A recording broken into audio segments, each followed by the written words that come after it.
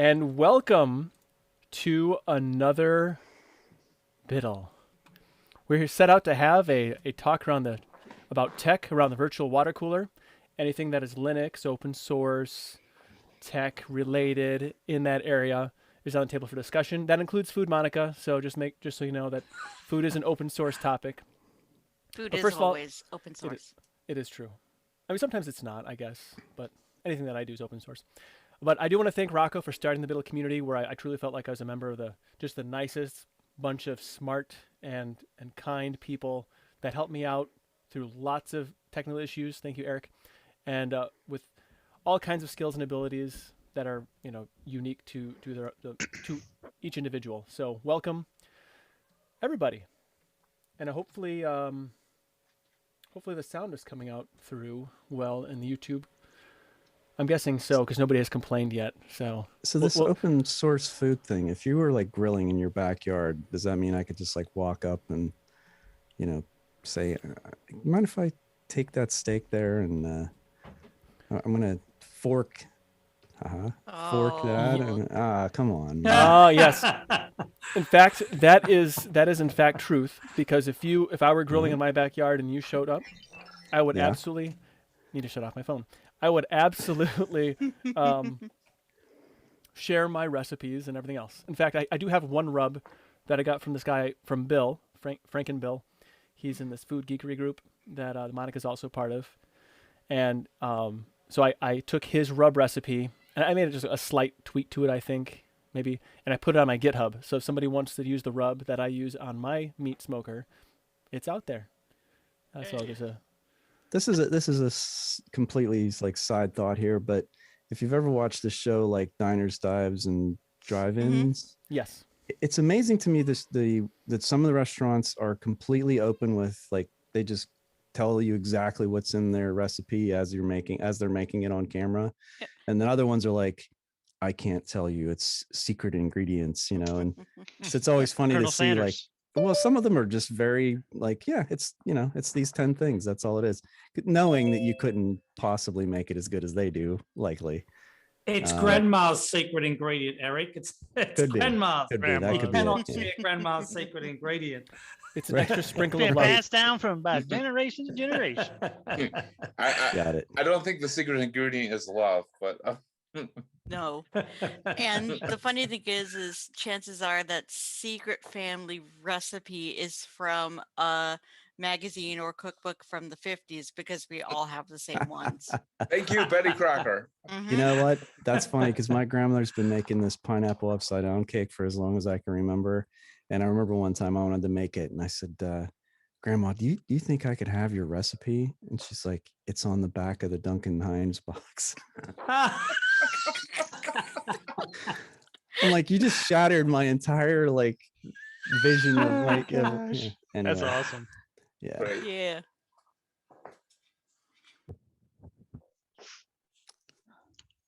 So Linux, there's this Linux thing. Nate, we can't hear you. Yeah, I can't hear you, Nate. That was my fault. Oh no. He muted himself. I muted myself. There was noise over here. Yeah, so that Linux thing. Did you? So Eric, you put in the show topic. I don't know if you want to go to the main show topic now, or if you want to jump around. You know what? I just thought, I went through and just thought of things that happened in the last week, and one of the ones that came up that I immediately dismissed because it was just silly was Xfinity blocking somebody for downloading an Ubuntu ISO. Yeah, I thought of Monica when I heard that. The only thing what did Monica do with the ISO? Yeah, right, exactly. What's in those ISOs? Right. Yeah, it's a code. We refer that to other people, and then they found out that they were like, we've been hacked, and they're a cyber security company. And it's like, that doesn't seem like a, I don't know. So what happened? The part. So there was a DMCA or DCMA. I never get that an acronym correct, but basically Xfinity sent one of their users a message saying you're being flagged for downloading copyrighted content. and you are hereby, you have to delete the content. They weren't gonna, there's no punishment or anything like that, but they wanted them to delete it. And I thought, well, this is silly because it's, they obviously don't know what Ubuntu is, and it's probably some automated system that's trying to, do its best with peer-to-peer, networking, BitTorrent, But then I had read somewhere, which I never even thought, because I just don't have, I guess, a sneaky mind. But apparently there are some people that will use names of ISOs for pirated content so that they can then, I guess, swap files or use BitTorrent to send a file that looks like an ISO. Those are And rotten. I don't know if anyone's That is actually heard sneaky. that. Yeah, That but is sneaky. that could be completely just someone. I may have just read like one person making a comment. I don't even remember where I saw that, but Yeah.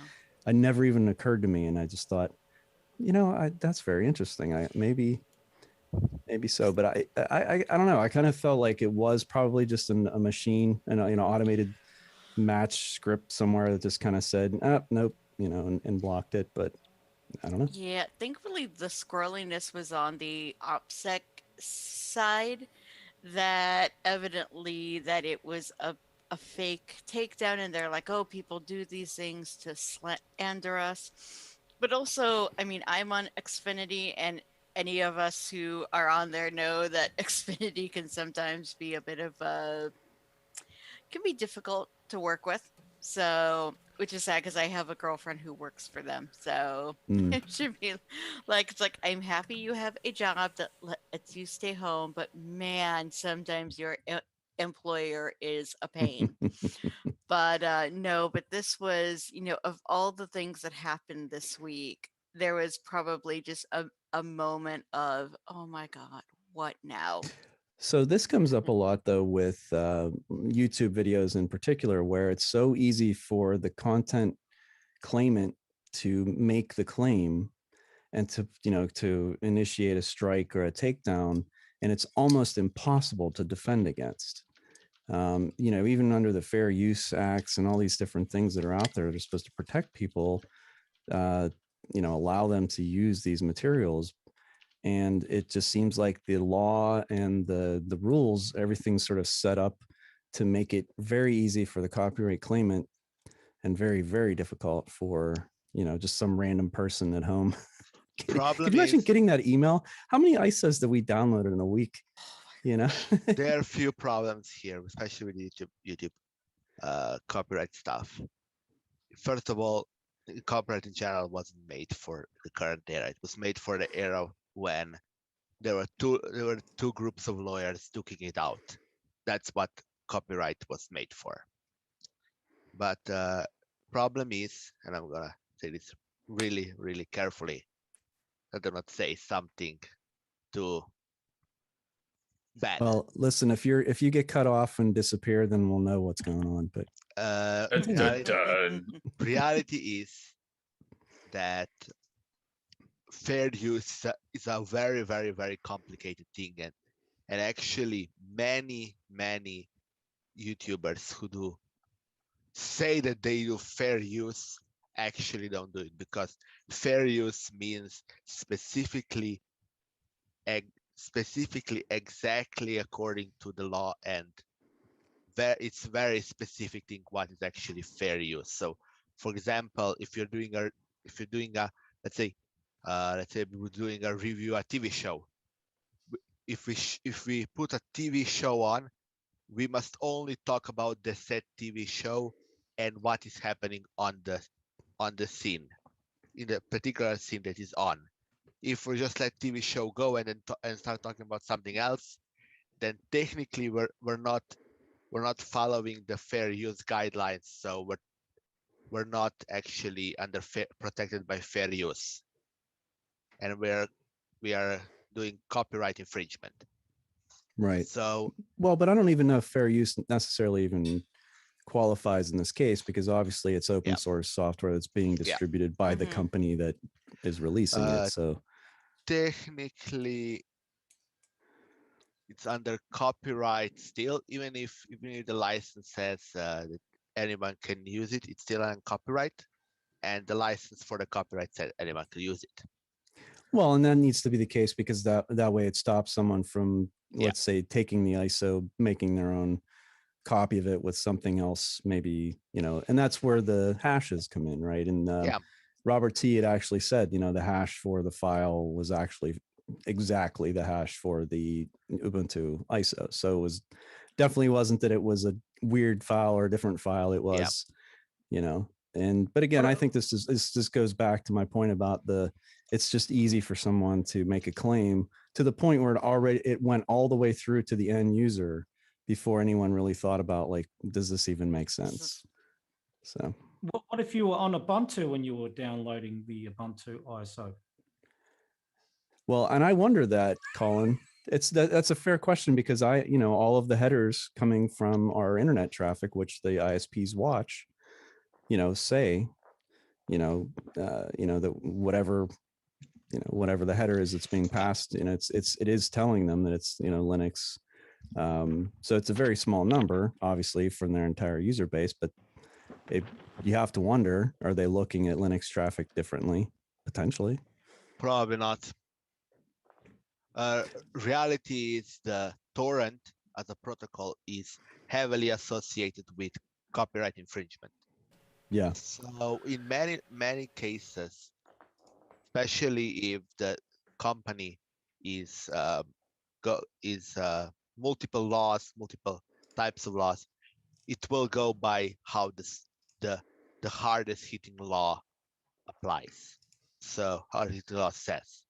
And reality is there are some laws, as far as I heard, so this is unsubstantiated and heavily unsubstantiated. This is all hearsay. So do not quote me on that. At least This is you're a legal prefacing it. disclaimer that in some countries, some laws actually say that any kind of torrent uploads are, or imply that any kind of torrent uploads Right. are copyright infringement because it is so common that torrents mean copyright infringement. Right.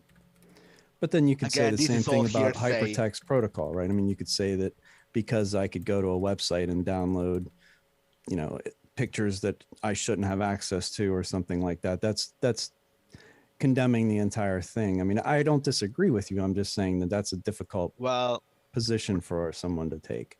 Here we're mostly talking about overwhelming majority being used for such stuff. There is very little actual use cases nowadays that people actually use torrents for that aren't copyright infringement.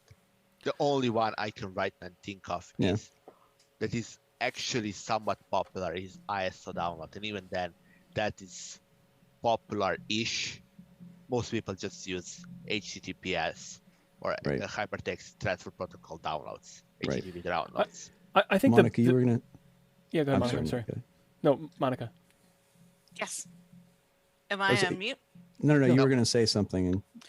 Oh, I can't remember what it was I was going to say, but I was thinking, because we've had I'm thinking of the tester groups that I have worked with, and some of the testing that I've done is that I've never had anything be flagged.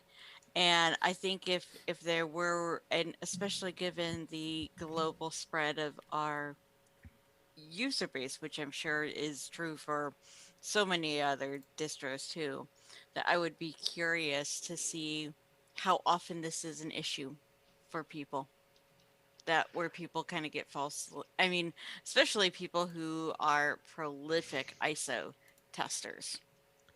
Yeah. Well, reality is in those countries that they know that the torrents can be an issue. Those won't even try using torrents because why would you if you might have an issues? They're just gonna download using HTTP. But there are some who do, and it is that. And then then again, a lot of users who actually use torrents use VPNs to hide the traffic, and That's another rabbit hole we should not go down, or more specifically, politicians should not go down. Yeah, that was my other takeaway on this is if your ISP is already watching everything you do, and if you don't want to give them that traffic and you don't want them seeing what you do, then use a VPN. Set up your own or buy one. And if I could take it back to the original story that this derives from, right? It makes me think that this is very much a very isolated incident because it's come out that the person, the way that it was reported wasn't actually by the copyright reporters. So I'm wondering even if this was just a almost like an attack on whoever it was that was downloading the ISO, because if you can get the IP address of somebody, you could potentially formulate this sort of false report. And so I think one of the problems has been the willingness of ISPs to just automatically send through these reports and threaten their customers. I think that needs looking at too. It just seems that they just seem too willing to acquiesce to these copyright holders. Well, it comes down to, again, that they can see all the traffic that you are, pushing through their network. And, what is their role? Are they a dumb pipeline where they essentially are just providing that connectivity? Or are they supposed to be monitoring what's happening on their network and be responsible for, piracy and things like that? And that is, again, a controversial thing to talk about because who will get at the end of the day, for many of the outside, they are the ones who do this. They are the service that allows you to do this. So if a copyright is someone who maybe many times get the copyright infringement on them, they could really easily attack Xfinity or whatever ISP because they allow something like this to happen. It's same for YouTube. It is a service where you upload videos, and YouTube could easily be taken down by copyright holders because they could just sue YouTube into infinity. Oh yeah, no, that's definitely why it is the way it is, no doubt. No, they have to side with the copyright service that allows this to happen. And if user isn't it's multiple users, at the end of the day, that service allowed it to happen. Whether it be YouTube, whether it be ISP, whether it be library, whether it be whatever. Right. Service allowed it to happen for copyright infringement to happen. I think the biggest atrocity that we are missing in this entire story is it's called OPSEC security. And OPSEC means operational security. So it's operational security. And I think that that in and of itself really is the biggest atrocity of this entire story. Yeah. And I think they know what they did. Yeah. It's interesting though, like it's an overstep certainly of somebody. Many people will do that. They will basically do that. It's nothing new. I mean, the fact that the name doesn't lend very much to credence to the legitimacy of that company. They're saying it wasn't them. They're saying it was somebody else. Well, I saw a story the other day that said that there are 500,000 security IP, electronic security, internet security type positions open right now in the United States. So I think that pretty much anyone who's claiming to be some sort of security, expert, there's going to be a market for lots of different skill sets, let's say. And if it's just, someone who comes in and claims that they are a security person and don't really have to have a burden of proof, I think what I'm saying is you're going to see a lot of sort of sloppy work being done. I would hope that a security company would actually do the background checks and be thorough because they are security. That's the whole point. Yeah, you would hope. Well, You would hope, but You would Maybe. hope. I think that's well, I Eric's mean, point. it's not hard to falsify a resume because they do. A lot of people say they do background checks and stuff like that, but they don't really go. I mean, Bank of America, where I work, they went far and wide for the background check. I mean, I had to go through an FBI background check That to makes work at the sense. bank. And then, but I'm in IT, so I don't even see half the the financial side of things. And if I'm on a person's computer and they got the stuff up, I take control of the computer. I click, close. I don't want to see any personal information. I don't even have that opportunity for some sort of liability or whatever. what any bits. So, but I mean, you would think. I know that I have a friend that's actually has her master's in cybersecurity, and she's having a hard time finding a job Yeah. because a Ugh. lot of the security people, not people, excuse me, companies, they don't care about the piece of paper. They care Mhm. about the experience. Yeah. Yeah. Of course, it gets back to that catch-22. How can I get experience if I can't get a Yeah. job? yeah. So I told her I take know very well told her to about take that. the first job she can get. And a lot of people that are trained for cybersecurity and ops security, pen testing, they'll tell you that that a lot of companies prefer the experience. And what they say is start off the help desk.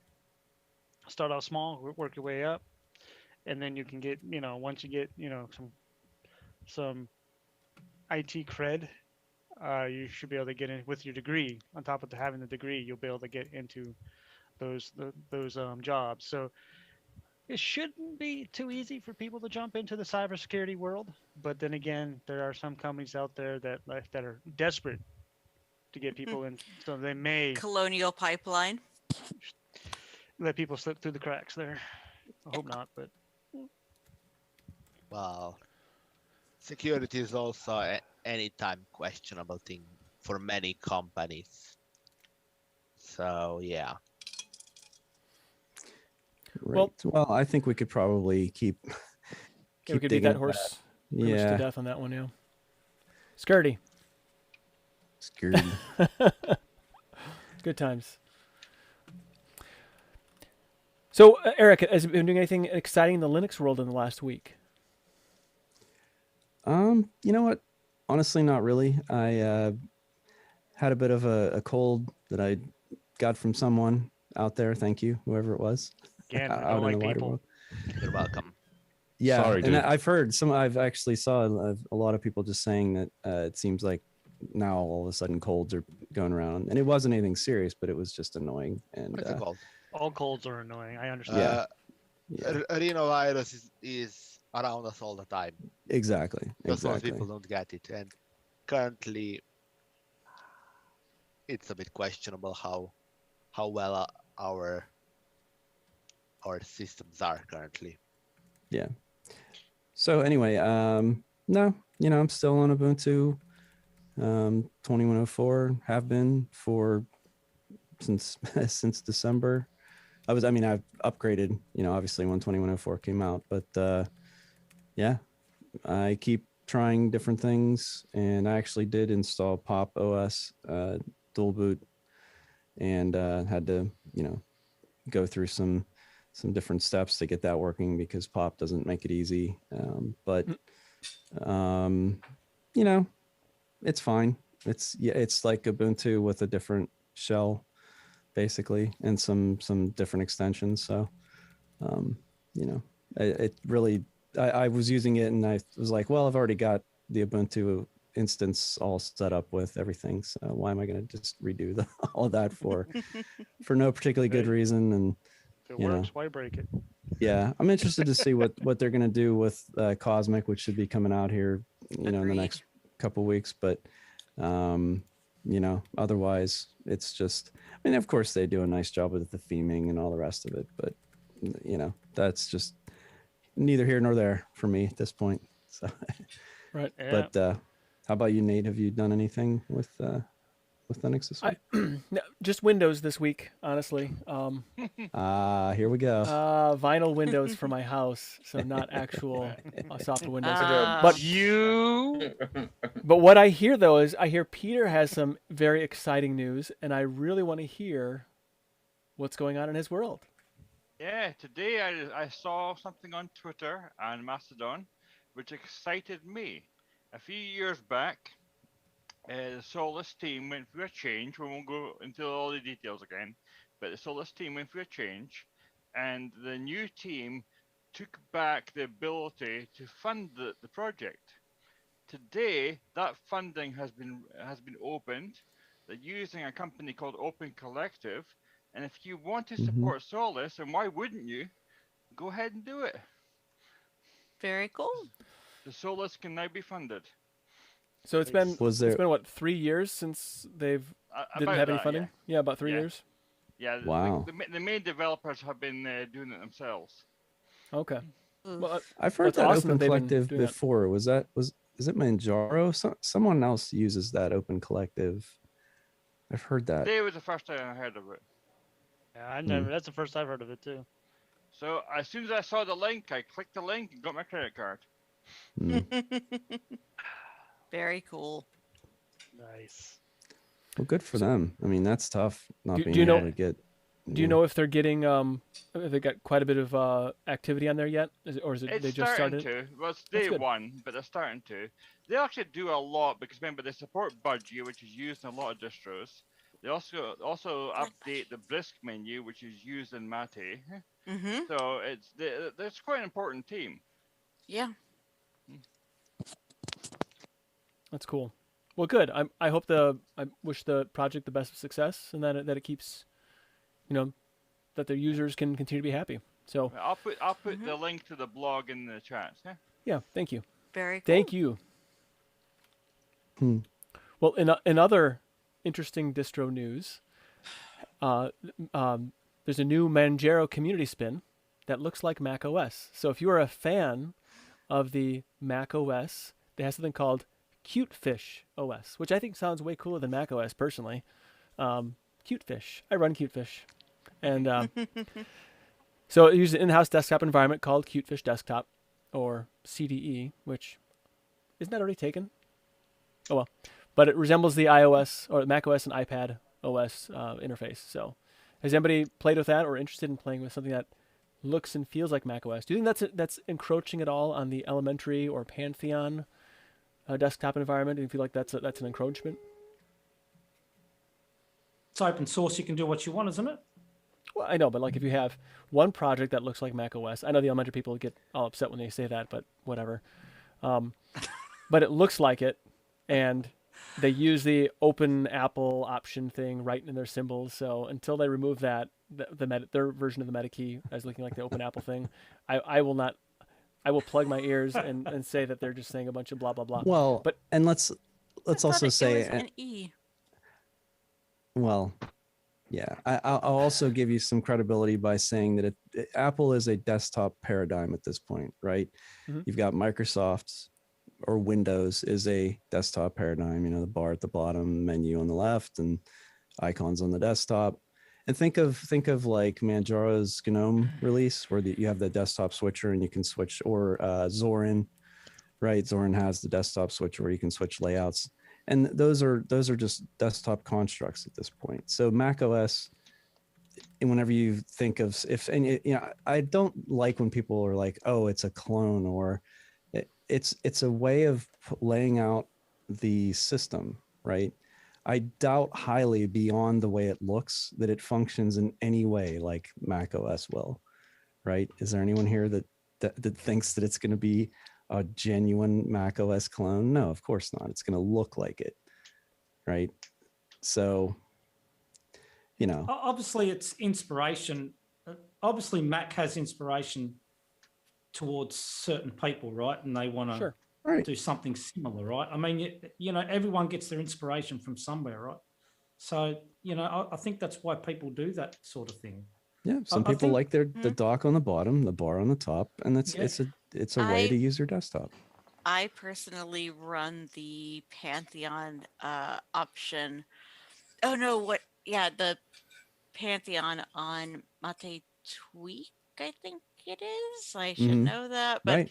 Yeah. yeah, but it's. I mean, because I had been running. I'm only on the team, but what was I going to say? Because I've been running Cupertino, which was the Mac OS, and then I switched to Pantheon because I came from Macs. I'd been using them since, oh God, for over 10 years.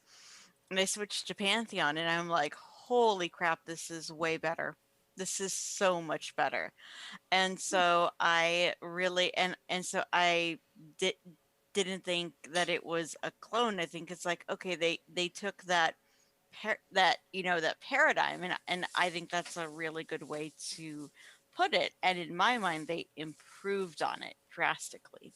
So once I switched over to Pantheon, I haven't switched back.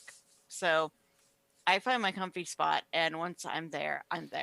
So It makes sense. I actually forgot about the Mate switcher. Sorry, what, Colin, go ahead. I was going to say the main lead of Elementary. What's his name again? I can't remember Cassidy. his name. Oh, is Cassidy? it? No, what's the other guy? The other guy's name? Daniel Fiore. Yeah, that's him. I think he had inspiration from Mac, I'm sure, because some of the things they've done in Elementary definitely is inspired from Mac OS for sure. And I guess at this point, it's kind of hard to do anything without saying that it looks like something else, right? We've gone far enough into computing and graphical interfaces, and I mean, it's kind of hard to never say something is so universal, so new that it hasn't been done in some way before. And I guess that was my point. Is I don't feel like it's fair to just be so dismissive to say it's just a clone. Like it. The other thing is, you may prefer that layout, and this was something we talked about years ago with making it easier for someone to use a Linux desktop, whichever desktop it is, because you can achieve that layout in Plasma and GNOME, and apparently this new desktop environment and Mate, I'm sure on and on and on. So it's not like it's that difficult to do. And again, it's just another paradigm. If that makes someone more comfortable using their computer, then who cares? Because the underlying thing is it's not going to be a Mac at all. Like all the things, if you haven't used a Mac recently or ever, go use one. And then I'm telling you, there's things in there that will probably feel very stifling, very, that you can't change a lot of things, at least not without serious, add-ons and making very, real changes to the system. And that's very limiting. Whereas these systems that's a starting point. Yeah, it might look like that, but like Monica's saying, from there you can do all sorts of different things to customize it and make it your own. So putting personal. What What do you say, Colin? I was going to say we all customize. Well, a lot of us, I suppose, we do. I do. I like to have my system look a little bit something like personal taste to me, right? So that might be something that someone uses because they feel comfortable in the look of that environment, and it helps them with their workflow. Maybe, I don't know. There's plenty of reasons, isn't there? I have to say. But I think there are lots of reasons, and it's just one of the reasons is because we can. Right. Yeah. If you go back, true. I have a Windows box, and I have to support my wife's system. She uses Windows, and for as frustrating as it is for me, some people prefer that, and I get that. That's fine. But the reason it's frustrating for me is I just see something that I think, why is that so different? I mean, Windows has been a product for such a long time. Why can't I do like the most simple customizations? I'm not even like talking major like layout change. I'm just small things. Like, why is this so difficult? Why do I have to go buy an add-on to like, to have tabbed windows? And like, it's silly to me that they haven't done more with the UI. But maybe that's how they wanted to run it, was they just figure the marketplace being what it is, that people will fill those gaps for those of us. And I know there are a lot of people here that probably ran Windows with customizing software at some point, where you could do custom shells. I actually ran Windows with a custom shell, before I was using Linux. Joe, you are? What are you using? I'm using OpenShell. Oh, okay. I didn't know this. Yeah, a friend of mine told me about it. I don't know, a few years back, and I like using it because it does make the start menu. I can make it look like, you know, a classic Windows start menu. So I really like that. So it, you know, it's like I'm using, as far as start menu is concerned, it's like I'm using, you know, Windows 7 or 95, which I like that, just the clean setup. You're an old man. Well, I run a lot of Windows, You're older but than I am, Nate. truth be told, I don't have any kind of modifications.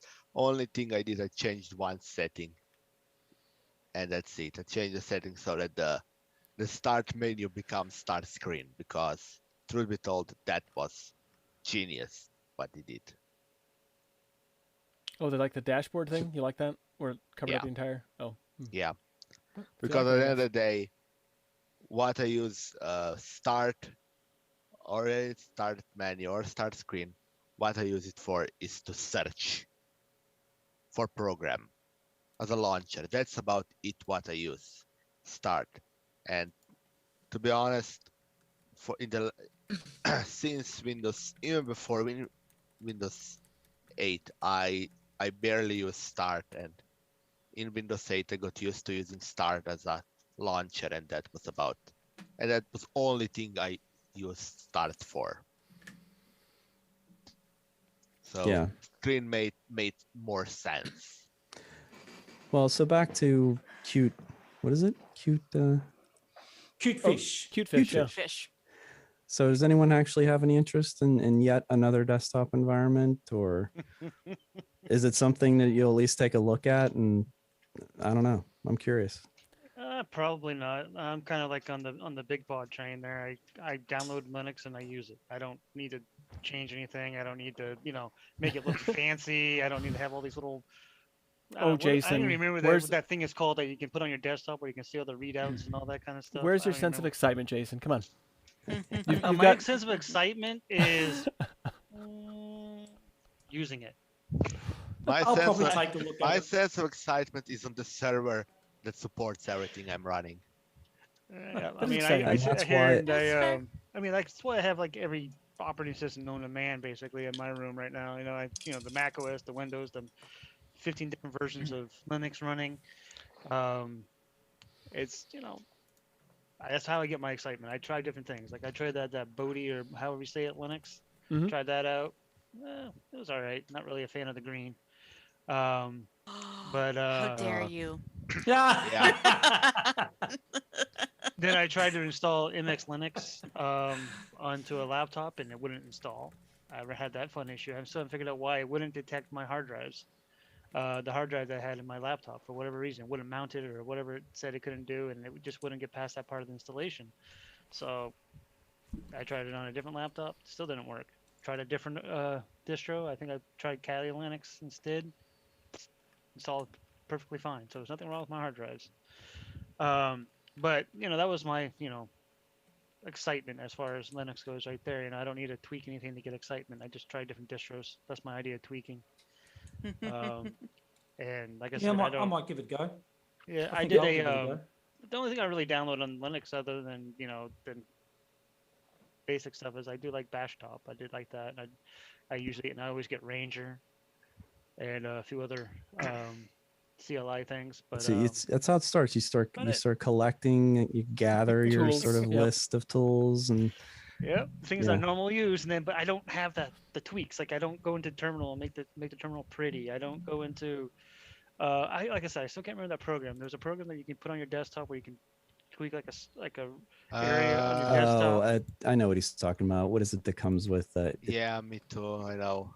You can Conky? get a- Conky. Conky, yeah. yeah, that stuff. I don't need all. I when I first started in Linux, I was like, I'm gonna play with Conky, and I looked at it there on my desktop. I'm like, why do I need this? I don't. You know what? care. You're better off, because those are endless wastes of time. I mean, they're great if you truly want to do that. Fantastic. I'm sort of you've started that way, which is probably better. I've come back to it because I've over the years of just you sit there for like 2 hours and you edit your Weak, conky yep. script and you're just like, what am I doing?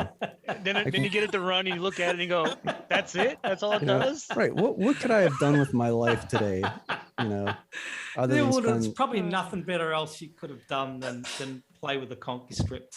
I'd like to think that If there you, was something if you can more get it just exciting. pixel perfect, you know, somebody else likes Steve's pixel perfect. Yep. Yeah. Get that Yep. spacing just right, the colors just right. Yep. Has Cute Fish got a torrent? If it does, don't run it on Comcast. Well, he's down Yeah. under, so it doesn't. They don't have Comcast Right. there. They have better Use a plans. VPN. Thank goodness. So, Colin, you said you're going to give it a try. Yeah, I'll give it a Take it- go. Why not? Take it around the block and share it. No, is something you might do Yeah. video on? Yeah, I'll definitely do a video on that. All right, for I'm going to sure. put your When video I in finish the. my other videos. Yeah, I'll put a link to your YouTube in the chat so people can subscribe to it Thanks. and wait and watch for your video on Cute Fish OS. So Cute now you're Fish now. OS. Manjaro. Jara col- cute fish. So now Okay. we'll be waiting. Okay, you put me under pressure now. I did. Yep. Yeah. I did that on purpose. Well, I don't because think you it's necessarily out yet, and it's in a beta, They should alpha have called beta it- sort of state. I think yeah. Cuttlefish would have been more fun, don't you think? Cuttlefish. Cuttlefish. Could have been. Showing could my have been. cosmic Yeah. Yeah. cuttlefish ichor that- there was kind of that would- awesome. That would have been more fun, I think. Before we I like so Cute there Fish. wasn't a lot of other distro news this week necessarily. There's a ton of Red Hat Enterprise Linux clones coming out, and I think that's really just an effect of them, having updated. But otherwise, there really wasn't a ton. There's a lot on the software side. But before we jump into that, did anyone else have anything going on this week that they wanted to bring up? Or Jind had something about he's installed Antix. Is that right?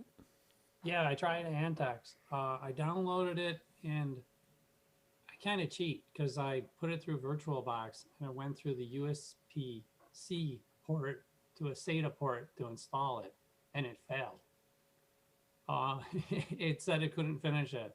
So I went online into Google, and it's like the first thing that comes up. And it's kind of sad when your operating system, like when you type in the word fail and a few other letters, and it automatically fills the rest for you. Oof. It's like, okay, so it is an issue.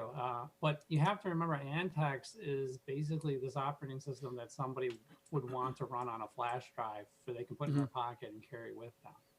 And if you don't have that mindset when you're using it, I think you're going to probably be disappointed with this fast, lightweight, minimalistic distro. You know what I mean? So once I got it installed, I did play with it for quite a while. And it is probably, I think it was like 150 megs versus like 300 megs for a bigger distro, or 500 for like, say, XFC or KDE.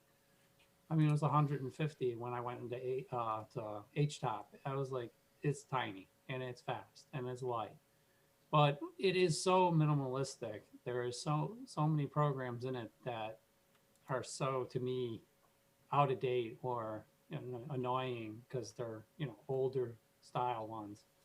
It wouldn't be something that I probably would run myself. Like Bodhi, I kind of liked. I thought Bodhi was kind of fun and a little different. You know what I mean? Something fun to try. But this one, if you're not going to run it off a flash drive, I don't really think that you're going to be wanting to use it as a desktop. I don't know if anyone else has ever tried it. Yeah, I think it's a great tool to have on a thumb drive and just keep with you like in your computer bag.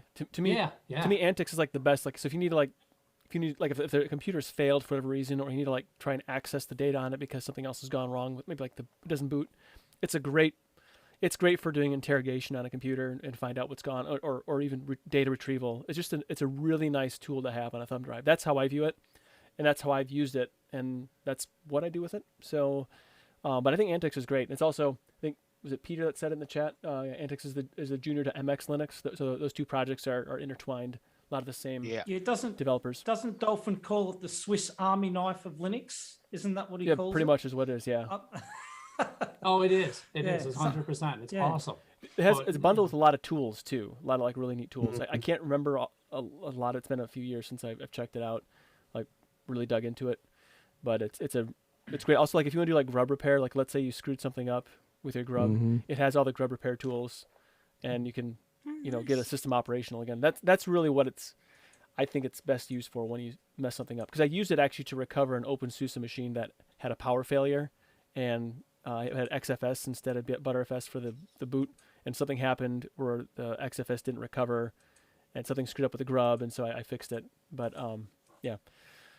Well, Anyway. MX, they're connected to MX, and MX I think inherits a lot of those tools, and that's MX has always been my go-to to have on a USB key. It's a little heavier, a little more full-featured, I guess, than Antix, but yeah, they're sort of connected. So Dolphin, Oracle, I know he does work on both. And Nate, you were doing work on their wiki at some point, right? Yeah, periodically I do updates. I've actually been sloppy, and I haven't been doing much lately. But I do get a lot of the, like anything that I've edited, I get all the information that people put back, like just like how to set up different things on an MX.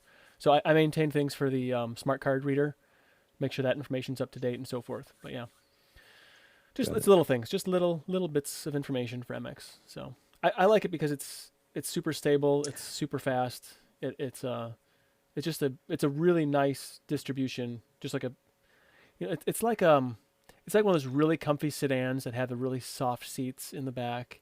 To me, that's how I describe MX Linux. It's like a super really nice ride. Yeah, I wish I could have got it to install. I mean, I just had it, that run in there. I've had it when I first started Linux. MX Linux was the first distro I tried initially, and then I tried Mint, and I fell in love with Mint Cinnamon. That was still on my main system today, and I never had an issue with MX Linux before. And then all of a sudden, when I tried to install it this time around, it wouldn't work for whatever reason. I even re-downloaded the ISO and put it onto a different USB to see if that was the issue. I don't know. I'll have to play with it more. I got a 3-day weekend, so I'll play with it. Yeah, and that's a pretty strong community too. So that's a good one if you ever wanted to go and ask a question. I'm sure they'd be willing to help you. It's cool. Also, something else I see that it was in the chat. I don't know if Thomas, if you want to talk about it, you said you got a Pine Time. Yeah. So my Pine Time finally came in a couple weeks ago, and just in time. Right. Loving it to death, but I'm not wearing it right now. I see. I had an issue with it. I was taking it off one night as I was getting ready to get in the shower, and I dropped it face down. Now, first instinct you would have probably is the glass broke. No, glass was great. No, the issue was that the pedometer, the thing that measures your steps, it went from like 20,000 down to 0. And there was no reboot in that process. And then I noticed that whenever I turned the screen on or off, it would flash some incomprehensibly large number for a second and then go down to 0. I wonder if like you dislodged something inside of it. Oh, I'm getting there. My first thought was just like when it hit the ground, it had an integer overflow, which is why it was having the weird number issues. And I've noticed before that if I reboot it, then it resets my step count back to 0. So I rebooted it, figuring it would fix it. And not only was the pedometer straight up not working, but lift to wake wasn't working either. So I figured out that my accelerometer had come dislodged somehow. So of course I have an iFixit kit and I have a Pine-Sol. So I'm like, hey, I can easily pop this thing open because Pine 64 tends to be pretty pro repair, and solder it back into place, pop it back together, and we're good to go. I could not get that thing open for the life of me. So there's a seam around the bottom of it because there's a little bottom plate that holds the heart rate sensor in. And then there's another seam, of course, around where the screen attaches to the rest of the frame. My first thought was to go through the bottom because I figured from all the pictures I've seen of other people working on the dev kit, that seemed to be where the seam is that I should go through. Nothing I used could get into the little crevice there. It either shredded anything plastic that I put in there, or was too small for me to put anything metal in there. And I'm pretty sure down there is where the battery is. So I was very leery about using any metal because I didn't want to puncture the battery and destroy the thing permanently. So I tried going through the screen. The glue around the screen is so strong that I shattered the screen in the process. Supposed to So heat it. I did. I heated it as much as I could. Yep. So my pine time is effectively toast. And I'm not happy about it because what could have been effectively 2 cent repair for like an hour ended up being a $25 replacement, not counting shipping, and taking minimum a month due to the fact that I have to wait for them to get them back in stock. Yeah. So of course I'm not happy about this. I am going to get another one though, because despite that issue, I liked having an open source smartwatch, and I liked the fact that for once in my life, I had a smart device where if I wanted to, I could flash whatever firmware I wanted onto it. I could let them know whenever there was a bug with it by just making a bug report on GitHub, which was fantastic. I think I opened like 3 or 4 bug reports because, as they say on their words are hard, on their product page, this is enthusiast grade. And I'm going to go so far as to say this is beta grade. There's a lot of bugs with the software, and I feel like for what I perceive as a pretty pro right to repair company, this device is not right to repair friendly at all. So I feel like they need to do something and fix this. Yeah, you should maybe file a bug in the design. I don't know where I would do that, unfortunately. I don't know. But for future reference, if you get a pine time, don't drop it if you can avoid it. On the bright side, 2 weeks. 2 weeks. Yes. Well, I'm actually writing a review on it for a friend of mine to put up on their website. So once that's up, I'll put a link to it in the Telegram chat. And I will be talking about this because, you know, this is kind of important for anyone who wants a pine time, I think. Yeah. But overall, yes, I would think this is very much a beta grade product. Well, actually, your review so far, I want one now.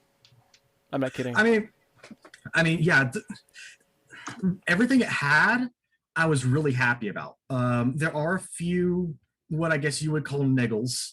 The heart rate sensor shuts off whenever the screen turns off. If you swipe to the left on it and go into the little quick settings menu, the clock in the top left-hand corner of that stays in 24-hour mode, even if you set 12-hour mode in the settings. I'm actually okay with that. Well, I made a bug report to fix that, though. There's a handful of other issues too, but most of them are pretty minor, honestly.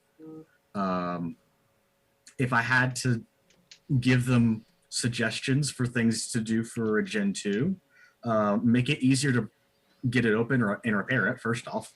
An OLED screen would be nice. That way I can have an always-on display. And other than that, those are the only 2 things that I really want in it that it doesn't have. Everything else is just like, we can wait for a Gen 3. So, yeah, that's my short and sweet little review of it. So Let's go. What did it cost? What was the cost of the watch? Not counting shipping, about $25. Yeah, it was dirt cheap. If this was, there goes to the budget for OLED. I mean, yeah, you do OLED, it's going to double the price probably, but always still, on display. 50 is not bad. Yeah. I mean, My last watch was a Fitbit Blaze, which when it released was like 125. So that in itself isn't terrible for a smartwatch.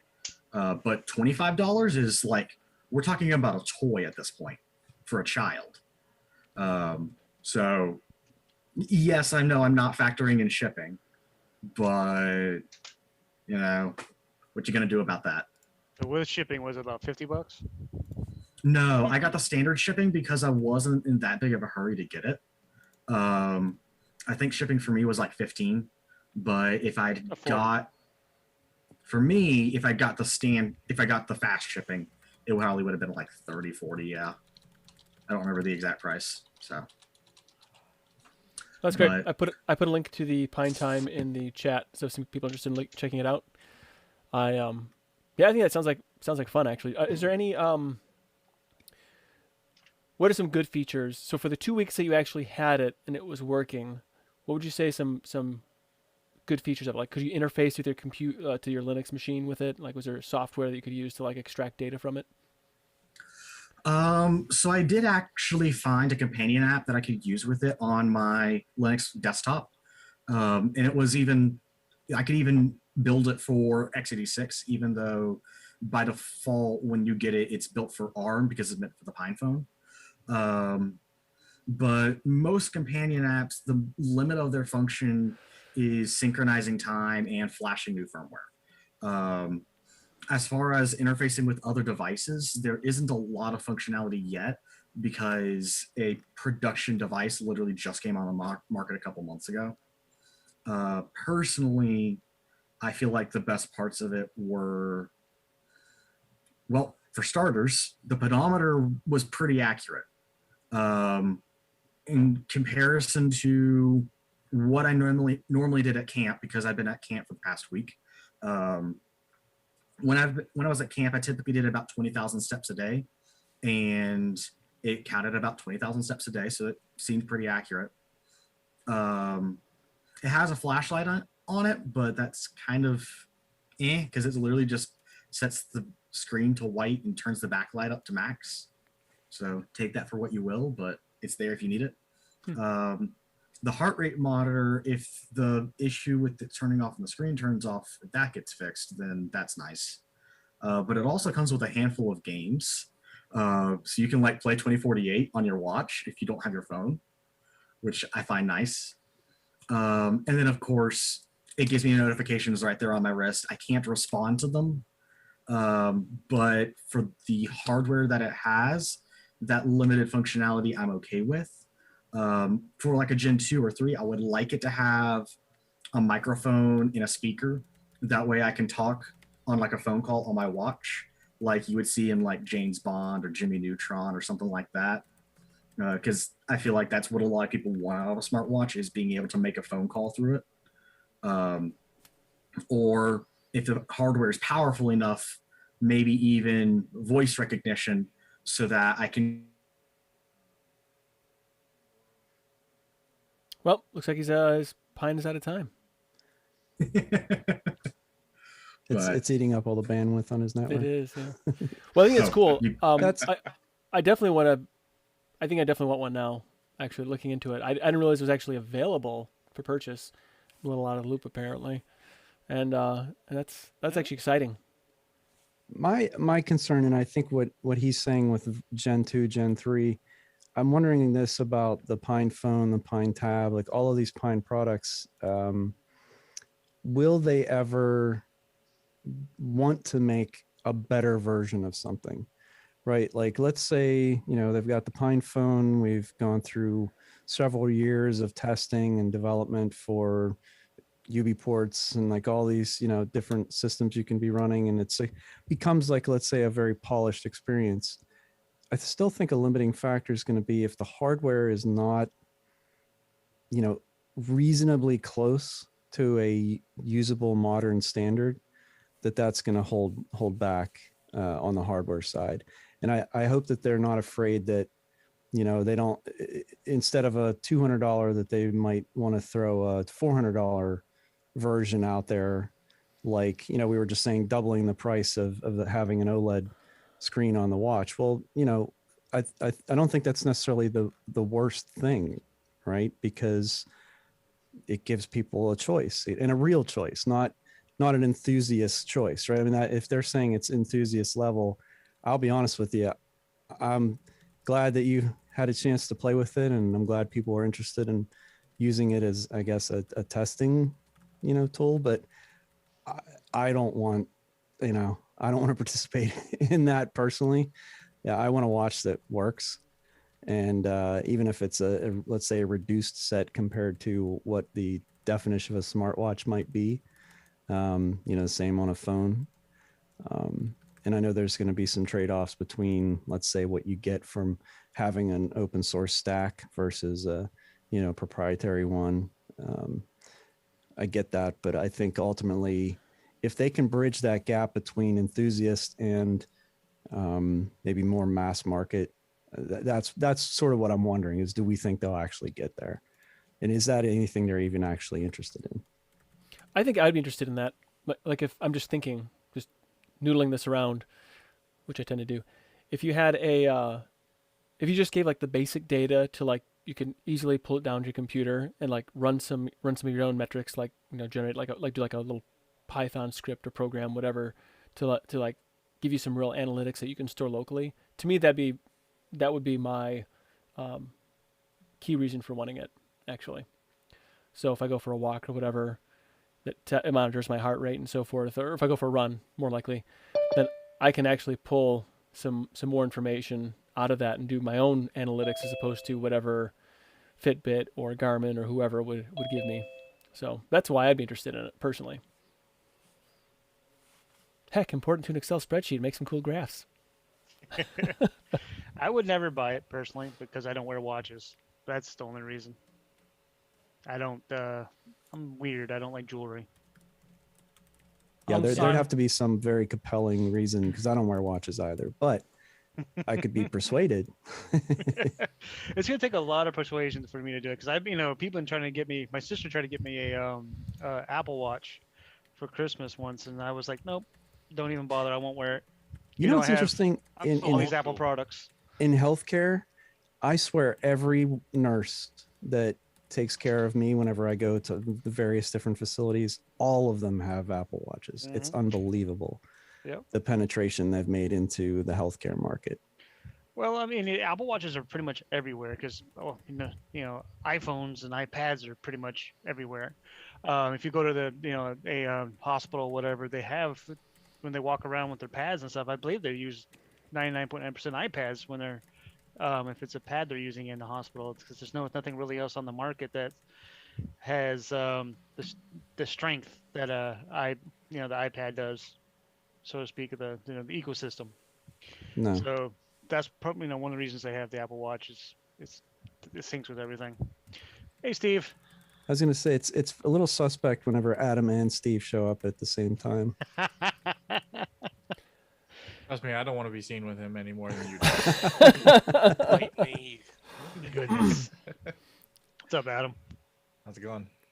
He's such a liar. It's going. I got my 7th cat. I'm doing good.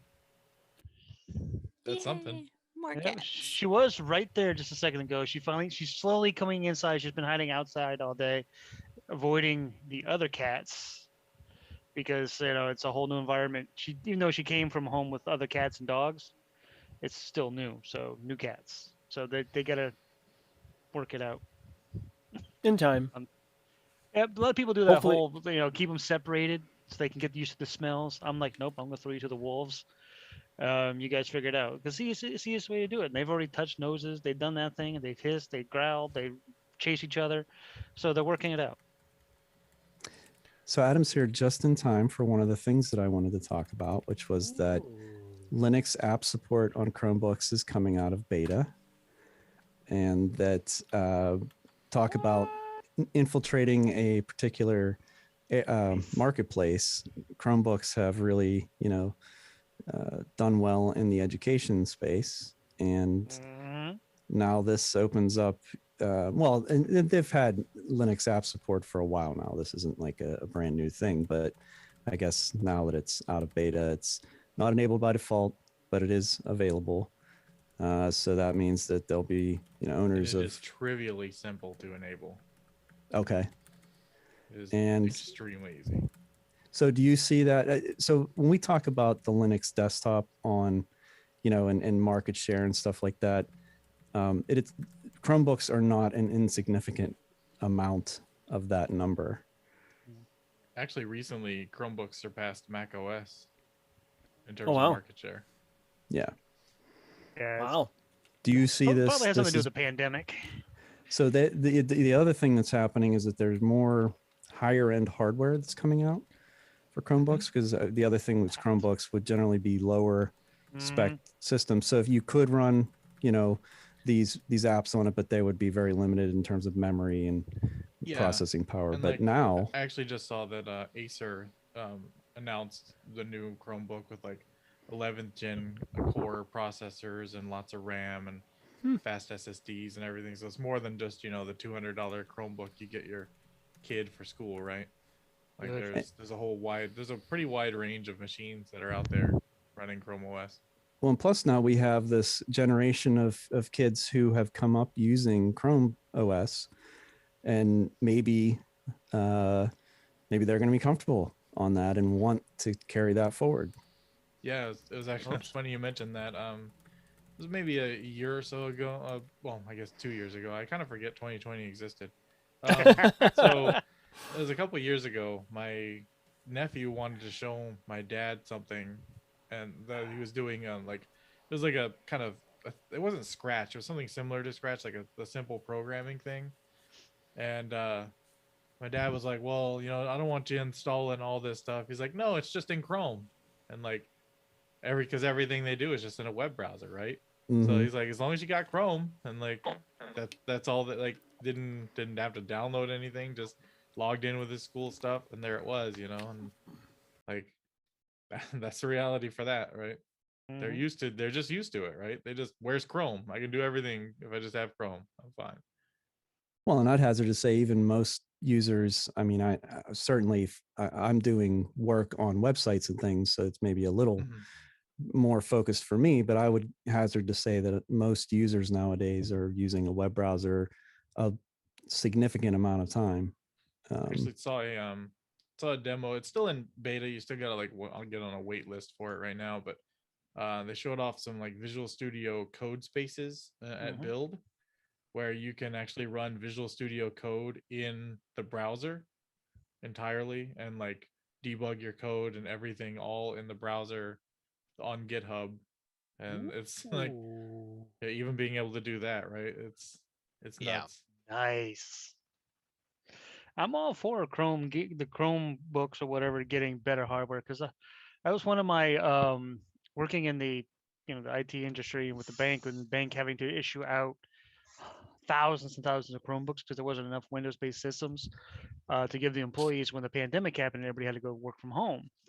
And a lot of these Chromebooks, like you were saying, were just the cheap, low spec, crappy things. And troubleshooting them was horrendous, because you can't even, the bank hasn't figured this out, that I've been trying to tell them to let us use Chrome Remote Desktop. But they haven't, they're testing it, but it's not secure yet, blah, blah, blah, blah, blah, whatever.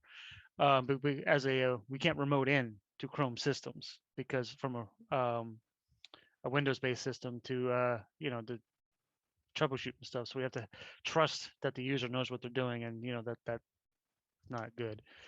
And these machines are so limited on the memory, on the hard drive space, on just about everything, even the quality, the size of the screen. I mean, we're talking like a little rinky-dinky, tiny thing.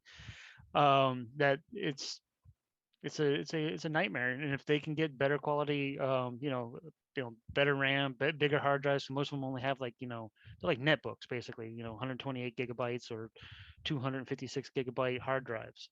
And you can't do anything with that nowadays, especially for a development environment.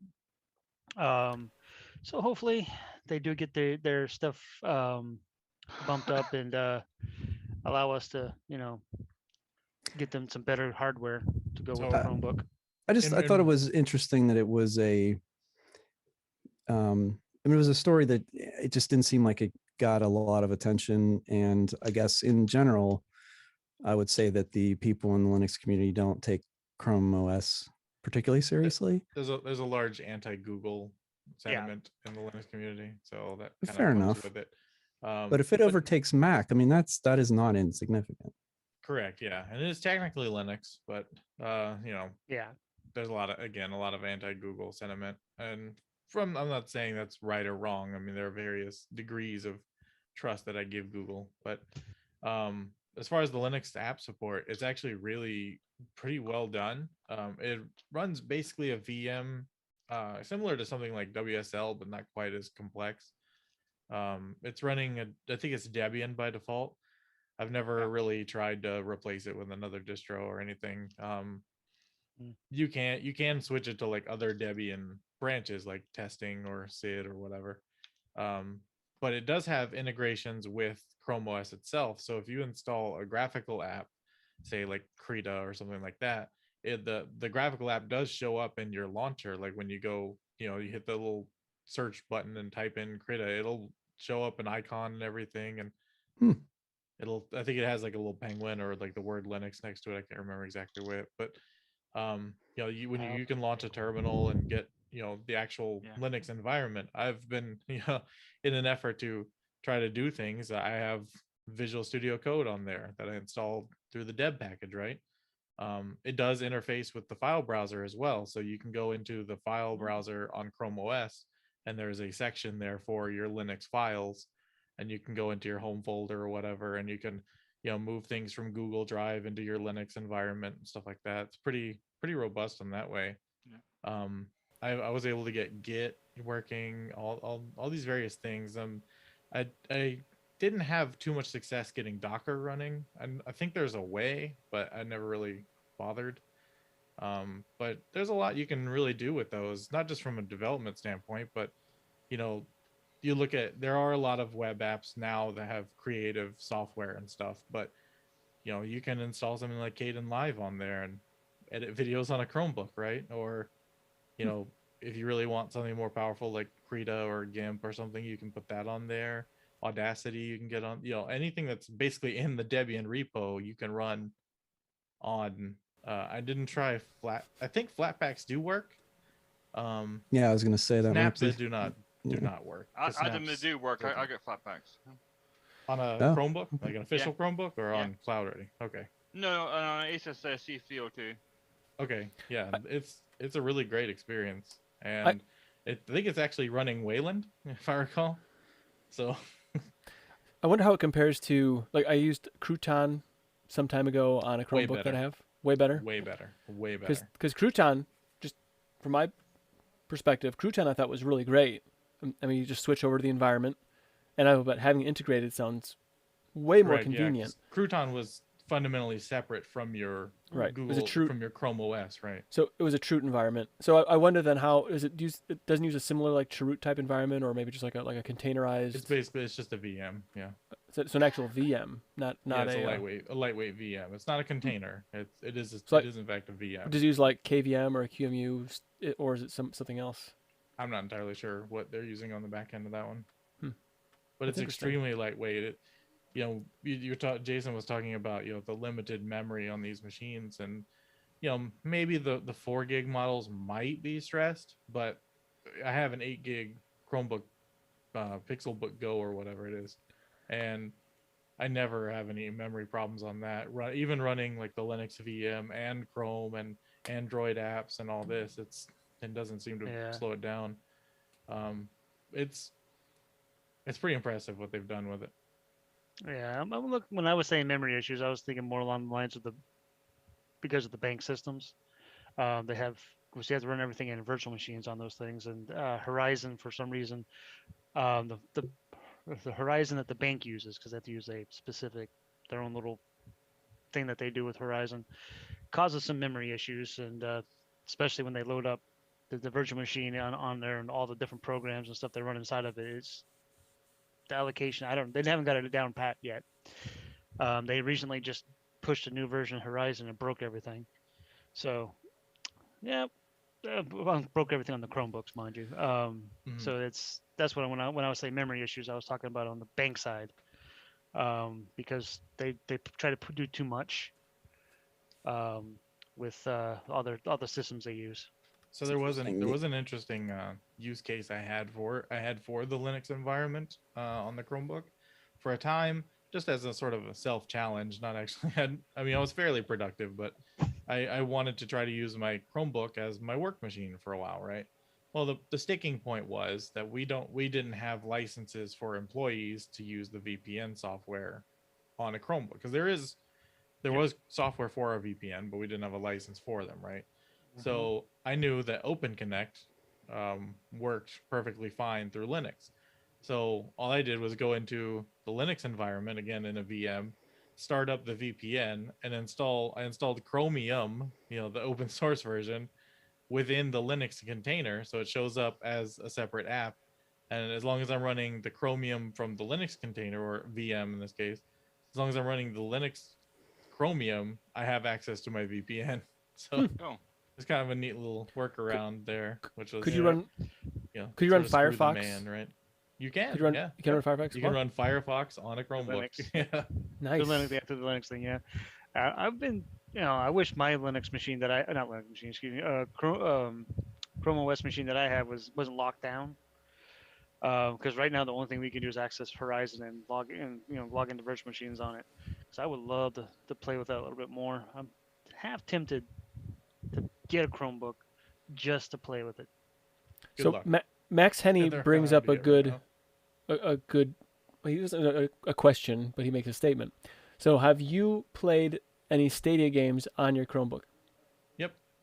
And I played Stadia and GeForce Now. So how does that run then? Perfectly fine. Really? I didn't have any issues at all.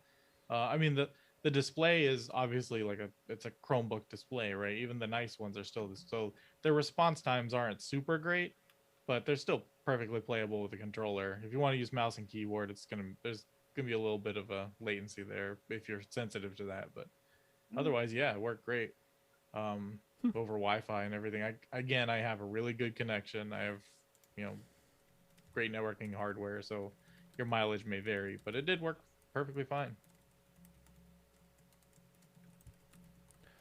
So that's interesting. So now, do you think? Because here's where I'm gonna roll it back in.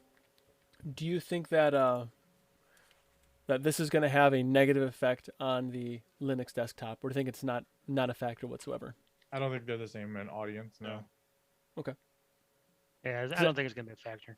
I tend to agree with you, Adam. In fact, I think it's probably more of a gateway drug than it would be a hindrance to adoption of Linux, because you can get all the other Linux goodies right in there.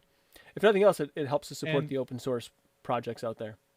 And the big thing is that if people start on Chromebooks, like a lot of kids are now, or people move to Chromebook, they get used to using web apps for most things. It makes the transition to desktop Linux that much easier, right? Because now not only do I get my web apps that I've always had, but now I have all these other apps that I can play with, right? And all these other capabilities that I can tap into. Yeah, it's also interesting that that they've opened up access to the wider Linux, Linux apps and ability to use those. We've got WSL on Windows, so the idea that these alternate, operating systems are pulling in open source and enabling people a completely different audience, a much wider audience in a lot of cases, to experience this software. And then maybe it is a gateway thing where a lot of them say, I wonder where this is coming from. Why haven't I heard of these things before? And then they realize, oh, there's Linux. And so will it make a big difference in the overall adoption? Probably not, but it is interesting to think that that larger audience could be exposed to something. So great. That's a great discussion. I'm glad we talked about it. Yeah, I think applications, though, it's going to open up applications, and I think that for me, and this is just my opinion, and I might be one of those crazies, but I like the idea of broadening the user base for applications, because things like Kdenlive, Audacity, the GNU image manipulation program, and so forth, those are some great tools that I use on a regular basis. That I think, the more people that have access to it, it's only better for the projects themselves. So I'd like to see that. will I buy a Chromebook? Actually, I probably might just to play with it. Not right now, but at some point in time, I'd like to want just to have to play with it. I have one Chromebook. I mean, I think it's a Dell. It's a Dell, like a Chromebook 11 or something like that. It's kind of got the rubber rim on it, so I think you can drop it and it'll survive. That's probably what schools typically use, and it's okay, but it's obviously not the greatest hardware, and it's just something to have basically that the kids can bang on, and I don't care. So, but it's good stuff. Does anybody here have a Chromebook besides Adam? And Jason. Peter said he had one. Peter and Jason. Yeah. I've used them at school several times. Never seen one. I'd hazard a guess that if you were in a public school system, you've probably come across one at this point. No. I actually heard a theory from Linus Tech Tips about why that is.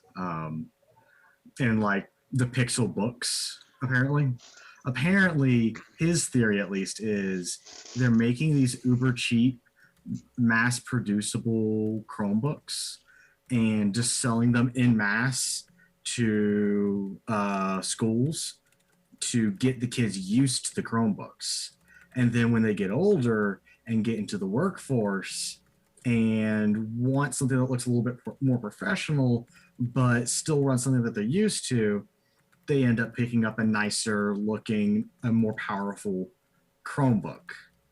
I think that's less of their strategy than you think. I don't think Google makes that much on selling the hardware and stuff. I think the key is to get people used to using web apps and using Google's services, using Google Docs, using Google Maps, using YouTube, all this stuff for their stuff.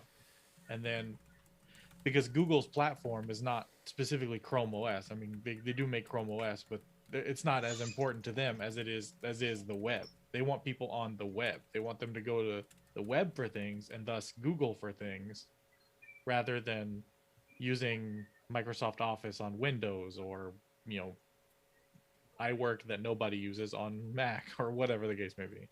Like, yeah, that kind of thing. They want you on the web more than anything. Yeah. Not saying I agree with them. I just thought it was an interesting idea. Yeah. Personally, I see where he's going with the idea.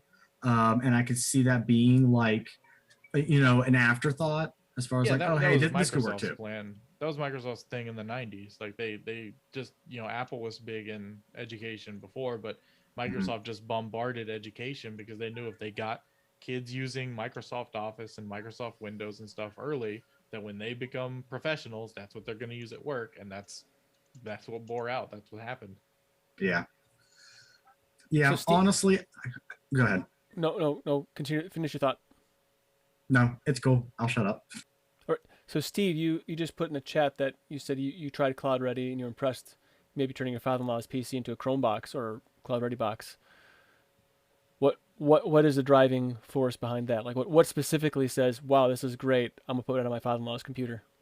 Mainly because of his, he doesn't do anything with his computer. I got him I was given a HP 8200 workstation that was actually never used, and they're not very powerful. It's got 4 gigs of memory. I can easily update that. But he just goes on to YouTube. He looks at his horse racing stuff. But the problem I have with him is updating his system. I mean, he can look up stuff all day long. He'll tell me, I did this with the browser, I did that, and and it's like, well, why can't you update your system? Well, I just can't get used to that. And with Chromebooks or Chrome Ready, it's like updates installing in the background, reboot your system, or your updates are ready, and you just reboot, and it's there.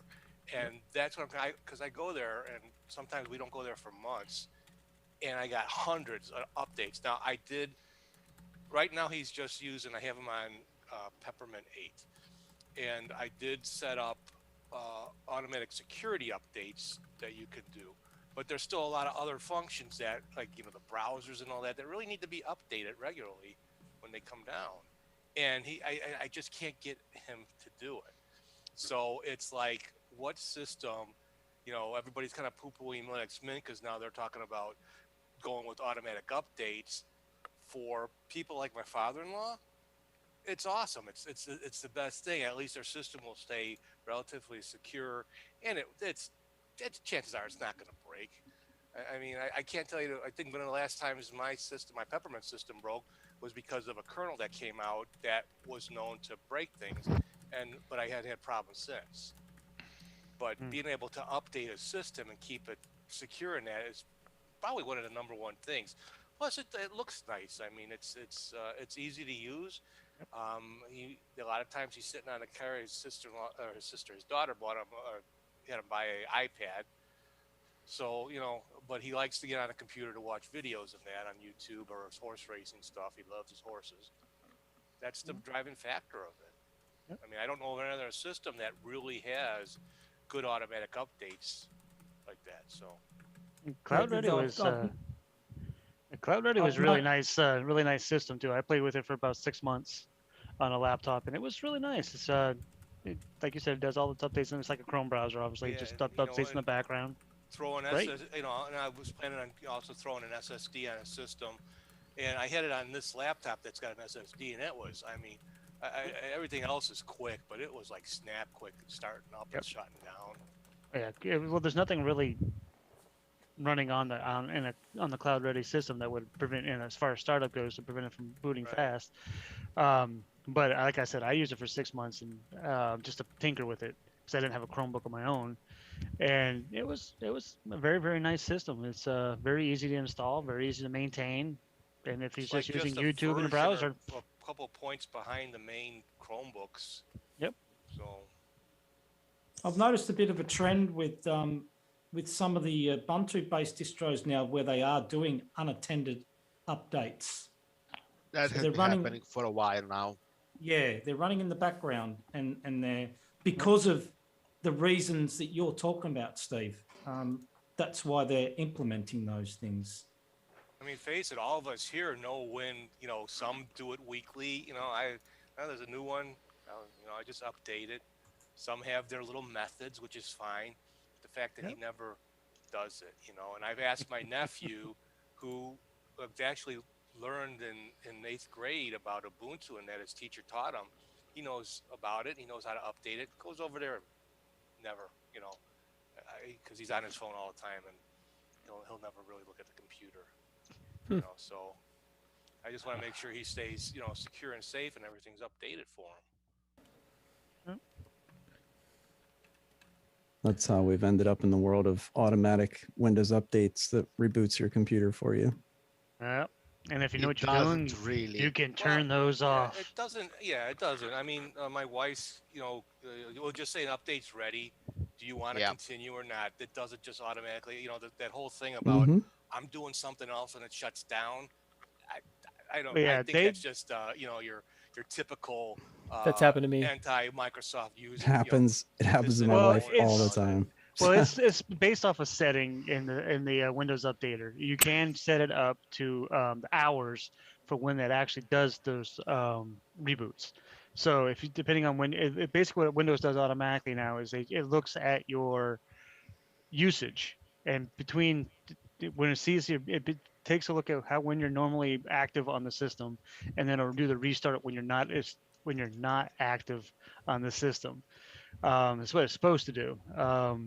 But like me, I just go in and I turn off all automatic updates off and the services and the registry and all that kind of stuff. I just go through and just shut it all off. So I do it when I want to do them. I actually wanted to see that it would do, and I didn't change any setting, let it default, and it never.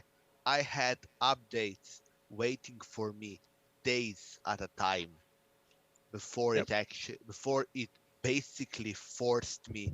It so many times said pick a time that I just went, okay, update now. It always says pick a time. It never just restarts. Yep, and then if you go to the restart go start menu, then the power, then restart, it'll have restart and update, restart only. Because you can have the option to restart without doing the updates. You can have an option to shut down, restart, and then shut down.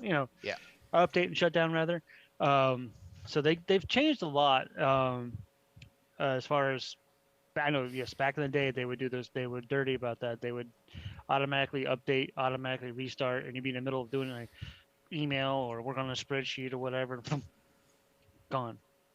And they've changed that though. They've made it so that it doesn't automatically restart as often if it ever happens. I've never had my computer. My computer's on 24/7, my Windows machine, and I've never had it automatically restart during an update in years anyway. I haven't seen that. I actually at first, when it was first coming to first news about that, when I was still mainly a Windows user, I actually tested it. It was probably within a year of Windows 10 coming out, and it didn't want to restart on its own. It kept asking me to pick a time. Mm-hmm.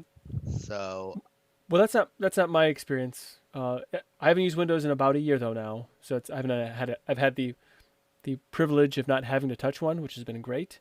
But I was actually working on a very complex CAD model, and I didn't want to. And the loading it up was a very arduous process.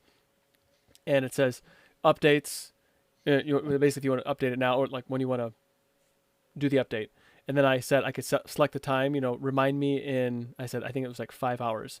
I hit OK, and then I waited, and I got another notice like within not very long, and I said 5 hours again, and then it killed everything I did. I did not have an opportunity to save, and I didn't lose that much work because I save early and save often because it's a Windows machine, and I did installed a bunch of updates on me, and but it was not an isolated incident, and it does happen. Like to me, I do my system maintenance on the weekends, usually on a Sunday, and so that's when I make sure everything was updated. Machines that need to be updated regularly, and that Windows machine had its own timetable, and I found it aggravating, and I did not like that. But that's my experience, and I guess everyone has their own experiences. Probably corporate policies. I don't know.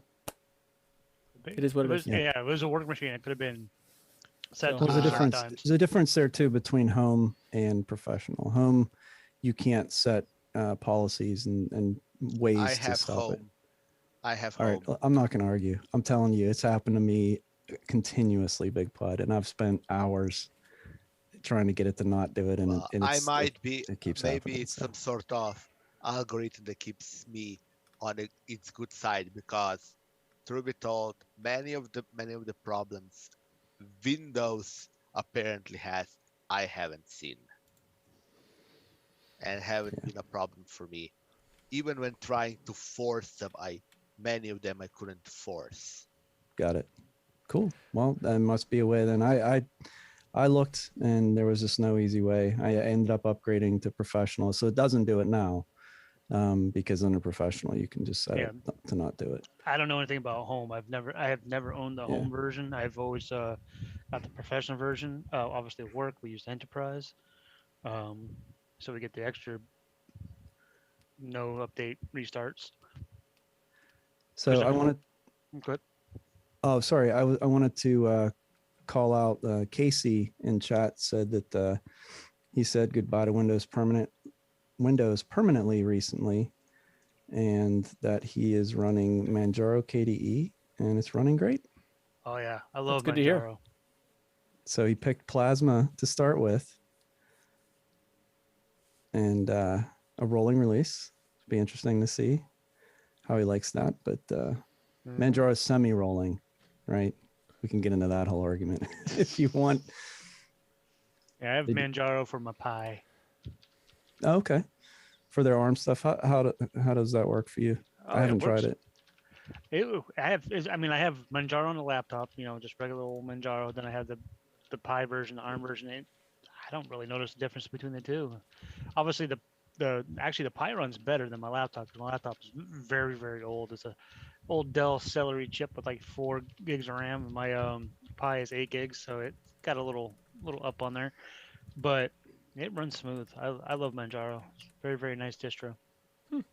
That's good to hear. Excellent. Max Henry says his current Manjaro KDE's install's been going on 3 years, and it's awesome. So I know Wendy is a big Manjaro fan as well.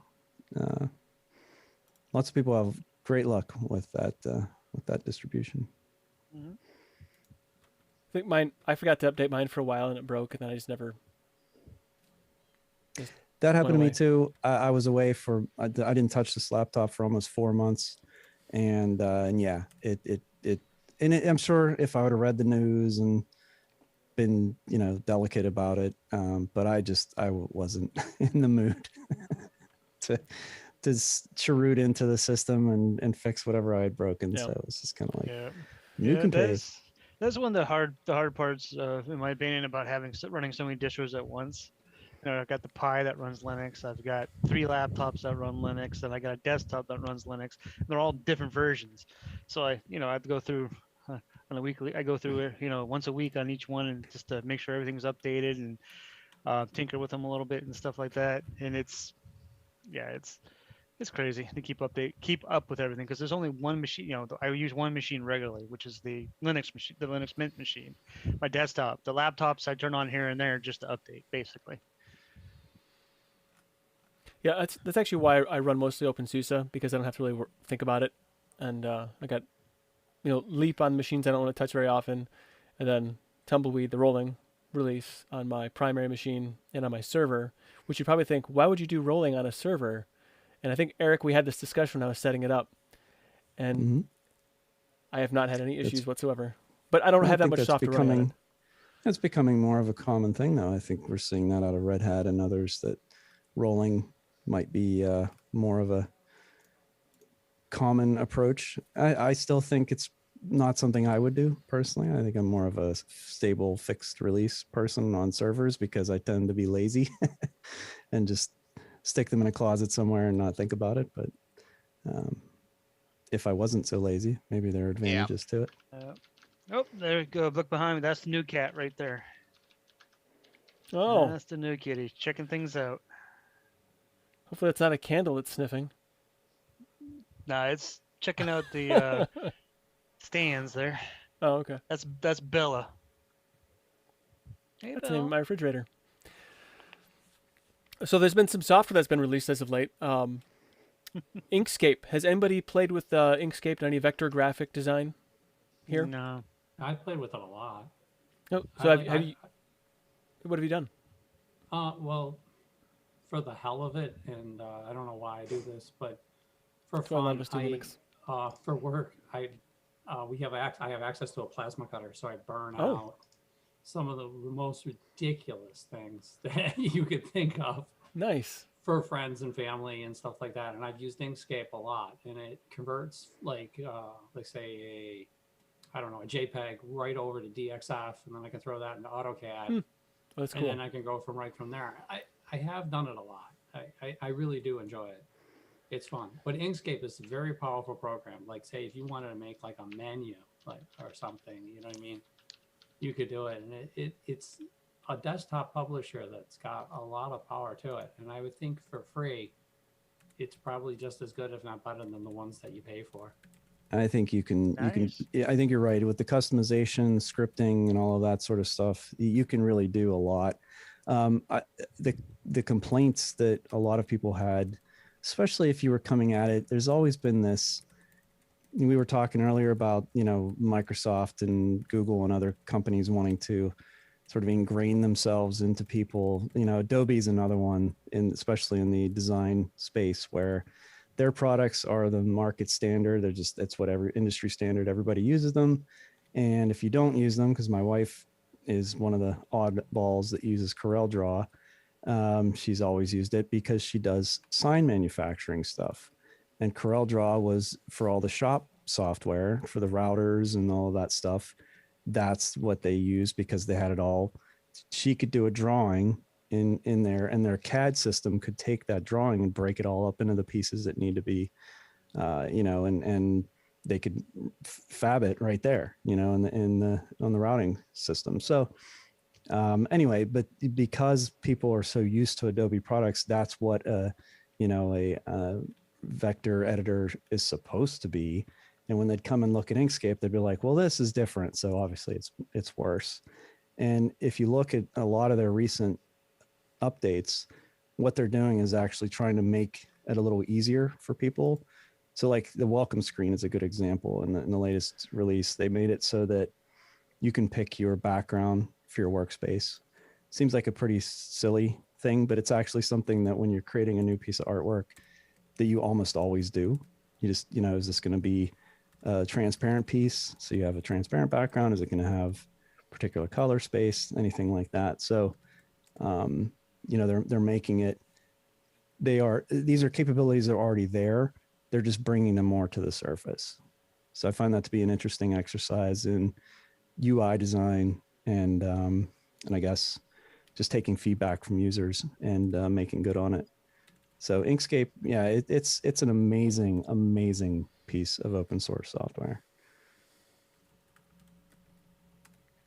That's something that I need to learn. I've been meaning to like play around with vector graphics for quite some time, but I just haven't done it yet. So shame on me. Maybe in the wintertime when I'll have time. Well, if like Jinda's saying, there's a tie-in with CAD, Yeah, for sure. Yeah, turning DXF files, or even other things too, like if you do like your talking about graphics and whatnot, but converting that to a DXF then for like plotting out whatever, that's quite important too. I don't have a plotter, but I have a friend that does. Everyone should have a friend that has a plotter. I think so. He definitely plots things. So another application. He's not plotting against you. Sorry, I had to do it. Well, that could happen, and probably does happen. Yeah. Another application that's come out, Sublime Text 4. Does anybody here use Sublime Text for? It's often used for development and so forth. I'm more of a Visual Studio Code. Yeah, see, that's the thing. In the intervening years, so you had Sublime Text 2, and then 3 sort of took forever to come out, and then 4 has taken just as long again. And in the meantime, the world has sort of moved on. You've got all these open source editors, and VS Code in particular, I think, has really come in and stolen the market in a lot of cases. I looked at it. I still have a license. I'm actually one of the probably few people in the world that actually bought a Sublime Text license. But at the time I was using it every day. And so I thought, well, I might as well support the project. And it looks great. It's modern. It's got a great extension system. It's, it's every bit as powerful and capable as Visual Studio Code for the things that I do, at least. And I think it's interesting that they're still developing and releasing software. Well, I think some features that do seem like it would maybe give it a leg up, maybe not leg up, but give it a unique position over VS Code is it does have dark mode auto detection. Last I checked, VS Code does not do that. So that's one thing, if that's important to you. And then some Linux specific improvements that include support for text drag and drop, Wayland touchscreen, and copy paste to and from apps which don't support UTF-8 text. So I don't know if Visual Studio Code or VS Code does any of that, but I think that those are reasons to use it if that's important to you. Yeah, I wanted to bring it up. I was genuinely curious to see if anyone cared, if anyone still used it or not. And I knew that most people were going to say that they're just now using Visual Studio Code. Although, to be honest, I actually use the PyCharm, the Snap PyCharm for doing Python stuff because it's all nicely baked together, and I don't have to dink around with it to get it to work, to do what I want it to do. So I just wrote it's real simple for especially while I'm learning. That was actually the best choice for me was PyCharm. The community edition. I look at the editors, and the reason that Visual Studio Code really has done so well is support for extensions and extending the core. So having a really solid core, but then being able to extend it and supporting the people who are creating those extensions. Because that's, like you're saying, anytime you open a file where you don't have syntax support, it'll automatically tell you, hey, I noticed this is a new file for you. Do you want to download support for this? And just making it a very easy experience for people. But it is interesting to think that, what's it been, 3 years maybe, that Microsoft came into a space where I mean, I wouldn't say nobody cares about text editors, but I wouldn't think a lot of people, put much thought into it other than to say that there were a couple good choices and Sublime Text was one of those good choices. And somehow they just literally took the entire, a very large portion of the market. So that worked. So I think the key strategy for VS Code and its dominance is not it's because it's cross-platform. It's that they actually did put VS Code on Mac and on Linux. They didn't just make, oh, we're gonna replace Notepad++ for everybody. Like they made they made a text editor that not only was good and functional, but they made it cross-platform, and that's and integrated it into other, like they didn't say like, hey, here's a great new text editor. Oh, by the way, it only plugs into Team Foundation server and all of our our Microsoft specific dev stuff. They were about creating something that devs of all languages and all frameworks and stuff could use, all platforms with Git and everything like that. Yeah, and I know that, again, it's another massive corporation in the open source space, but man, they came in, and I know I just said this, but they came in and they literally dominated in it that also area. helps that they didn't make a crap product. Like, it's actually good. Yeah. Right. It's probably like the best Electron app I've ever used. And I was going to say that's probably the biggest knock against that you could make, is that it is Electron, and that there is definitely opening large files and things like, there are some times where it shows its limitations. But ultimately, for most things, it works really well. Yeah.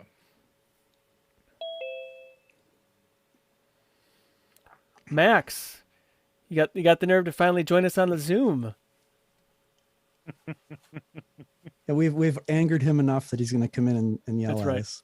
He's going to put us all in our place. Careful, the adults showing up. That's how we work around here. We say inflammatory things until someone comes in. Hey, Max, how's it going? Don't have the webcam set up yet, but let's go. Next week. We'll take a week and get.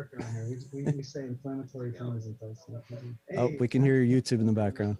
set up yet, but Well, this way we can hear ourselves over and over again to see if we said anything silly. Time to mute that one. Yeah. Good times. So did we say something wrong, Max? Did you have to jump in and correct us? Were you triggered? Did we pull your Linux trigger? Oh goodness. He has to calm himself. He's taking deep breaths right now. He has to, yeah. He's rubbing his ear going woosah. Yeah, exactly. There's EpiPen of Xanax. Right. Oh, goodness. Oh, God. All right. There was one other thing. Oh, I thought. I didn't even notice the time. Yeah, I know. We're getting very close. Nate, I put in Ksnip for you. I don't know. Do you use Ksnip, or is that irrelevant now? I do use Ksnip. So I keep Ksnip, and it's like Flameshot. It's a little bit more like there was a snip program I used in Windows for work. Snippet? Just like could be Snipping tool? something like that. But you snip it, and then you can make you could draw lines on it or whatever. And so the workflow was you take the snapshot, you make any edits you want, and then you can copy it, save it, do whatever with it. Now, very nice tool. The Flameshot, as you're taking the snapshot, that's where you make your edits and do whatever. So you do it all at once, and then you copy it and so forth. So they have two very different workflows. And I've been playing with both of them to see which one do I find more efficient. And it really depends upon what I'm doing now. Now, if there's some things I'm going to take a quick snapshot just to show this is what I'm talking about, I find Flameshot is much quicker to get to the end result. But if, let's say, I'm taking snapshots that I'm going to maybe edit or manipulate a little more than just a couple of arrows in a box, I like to use Ksnip because it's a little bit of a slower workflow, but it's much easier for saving it, and I can keep all my snapshots open up in a bunch of different tabs, and I can compile it later for something else. So I like them for different reasons, and so I know I'm trying. I want to use one, and I can't decide. Yeah, I every time I use Spectacle, I think this is just, it's so overdone. It kills me because I like you. I just want to take a screenshot. Maybe I want to annotate it very simply, and that's why I use Flameshot. because it just works. Yeah. You know. And actually, Spectacle I like too because I'll keep that open if I'm taking just like if I want to grab windows, like a whole window or whatever. I like to do that one because I can just grab a window and save it, grab it and save it, grab it and save it. Like if I'm like doing something like within a VM or whatever. Actually, that's a different system that I use for that. But I find that I'm using Spectacle less and less because of Ksnip and Flameshot. So Master Billy Quizboy said Snagit. That's the software you probably were using. And he's probably right, because I know I had to use that when I was doing product management stuff for documentation, and it was obscenely expensive. Many hundreds of dollars for a single license for a screenshot. The one I was using was a cheap one because the corporation I was working for, they wouldn't spend a lot of money on something if they didn't have to. Right. Got it. Well, anyway, yeah, look at this. It's 9:51 already. So I don't know if Max wanted to, if you, did you want to hop in and scold us for something? Not really. The only Oh, pure okay. Linux project I'm working on right now is getting elementary OS set up on a laptop. Oh, cool. Trying to convert to that. Yeah, and the comments earlier were not meant to be disparaging. I think a lot of us really see the value in what they're trying to do, and hey, you know, God bless them if they can pull it off. That's a tough challenge to build an entire ecosystem like that. But yeah, it is. Yeah, I think we're all just sort of, if you don't actively use Pantheon and elementary, we all kind of just are waiting to see what happens. So I know every time there's a release, I'm probably one of the first people to go and download it and look at it. Yeah, I got to know Cassidy through the what was it, the Mandalorian watch party you did on Discord, and honestly, just out of like loyalty as a friend, I'm starting to check out the distro. That's cool. Got it. Real talk though, I love Daniel Foray's like AFI-esque emo haircut. It's the best. They have style, man. It's as simple as that. Yeah. Everything about them. They have their own. Yep. He used to be such a clean-cut young boy. Now it's like, wow, pandemic got the best of him. I can visit them on my road trip to DEFCON. It'd be fun. There you go. All right, so now it's time of the time of the show when it's everybody's last word, so we can cut off the YouTube and go to bed. So Eric, thank you for being here, and last word. Well, as always, I'm just glad I was able to show up and see everybody, hang out, have another couple hours of talking about Linux, and more than that, you know, just talking about things in general and being able to converse with you guys. So I appreciate it. You're highlighted my week in most cases. That's a good thing. A good highlight. Yes, exactly. So anyway, everyone have a great week, and I'll see you next week.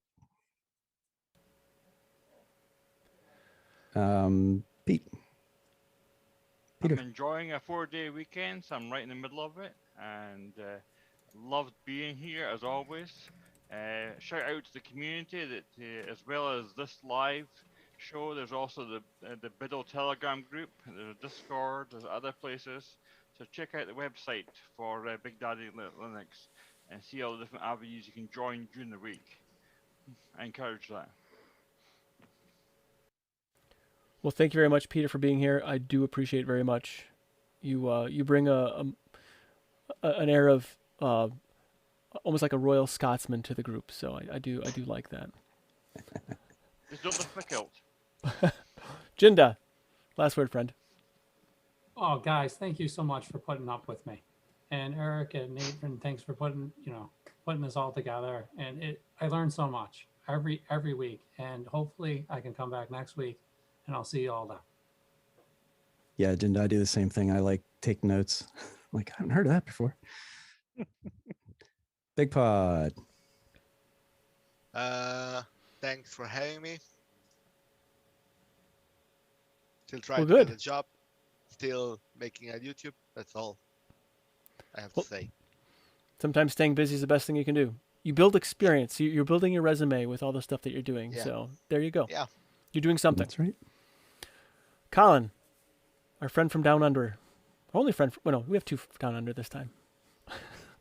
Yeah, there's two from down under here, mate. Yep. Yeah, last word. Yep, it's been some good conversations. I missed some of the conversations.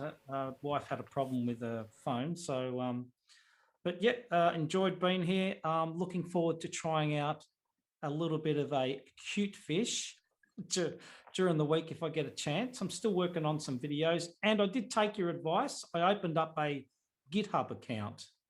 Excellent. And I've been messing around with that with my script. And I put a couple of themes on there, and I've downloaded them and installed them by using a script. So that's my next video. So I've been enjoying that. Oh, good. So I'll be uploading that hopefully today, maybe, I hope. So yeah, it's been good fun, and see you all next week. And it's good to see a couple of, it's good to see Anna back in chat. Maybe she didn't know we were back on again, but yeah, it's good to see a few familiar people within chat again. So good stuff. And I'll see you all next week. Take care. All right. Thanks, Colin. Jason. Well, I just want to say thank you again for hosting the show, Nate and Eric for helping out as well with any technical issues if I remember correctly. Also, I just want to say it's just great just to be able to be on the show. See you guys again. Being able to have these discussions, and like you guys are saying, we get to learn something new every time that we have the show. We whether it's a new distro that I never heard of, or piece of software that I want to try out, or desktop environment, whatever the case may be. It's just great to have this opportunity to be able to talk anything technology, whether it's Linux or whatever. It's just a lot of fun. Well, thanks for being here, Jason. Joe, a resident non-Linux user. There's always one in every group. Well, two. That's when we find out that he's not using stock Windows now. That's true. We did find out that. Right. You modified your Windows. That's the first step to Linuxdom. I'm proud of it. Hey, I enjoy being here every week, so thank you for doing this. And hey, one day closer to not being a Windows user, I guess you could put it that way. Sure. So, You're supposed to help me move soon, so right? Right. That's right. I did ask you about that. Joe, when Jason. Go ahead. So I was just going to say, when Jason first started, he took his time with Linux, and I think that's a smart way to do it. You should actually talk to him, because we had some good discussions about like jumping in all at once and it being probably a bad idea, because you still have a lot of things. If you've been a Windows user all this time, there's probably a lot of stuff that you are using that maybe you could replace, but might be difficult. So anyway, maybe one day closer, maybe not. Doesn't matter. We're still happy you're here. In any Thanks. case. Happy to be here, and Absolutely. hope you all have a good week. Definitely. All right, Eris. Hello. I just want to thank everybody for coming online and being with us.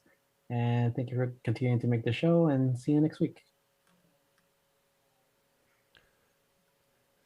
Vince. I'm pretty disappointed because Adam didn't bring me any chocolate when he came in. Well, you promised me. Thank you, guys. Eric, you're not the only one who considers this the highlight of his week, dude. I predict that in another 24 hours, I'll be looking forward to next week's. So thank you, guys. Thanks, Nate. Thanks, Eric. And Vash as well for giving Nate that little push to that's right. Get it back going again. I'll true. see you all next week. All right. Thomas. He's forgot Never how to ready. unmute. What are you doing? Sorry, wrong window selected. Well, it was good to be back. I know I was missing last week because things. I will be missing for most of the summer because I'm going to be at a summer camp, and my internet is, shall we say, terrible. Satellite internet. So I should be here for the next couple weeks. So yeah, Have a good one. Cool. Try not to break any more watches, buddy. Adam.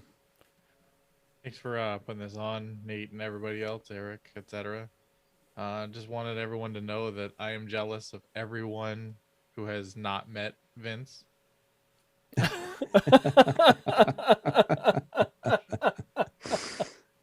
Can you feel the love? Speaking of So feeling funny. the love, hey Steve. Thank you again for putting this on. You guys are great. I'm working on getting Fedora 34 ready to see if I can install my 3D program on it for my son for school. Cool. So that's been one of my projects. But if you are up in about 11 hours or so, stop by and see the coffee clutch. Appreciate you stopping by. Yeah, put a link in the put a link in the chat so people have a link to that for tomorrow, just in case for whatever reason they're not subscribed, so they can see your very non-punchable face in the morning. So, Max, now that you just arrived, last hey, word, glad to be joining and you also for the once. reading all of your messages, I imagined you as a very old man with a gray beard. So, so it's a little bit jarring to see that you're rather young.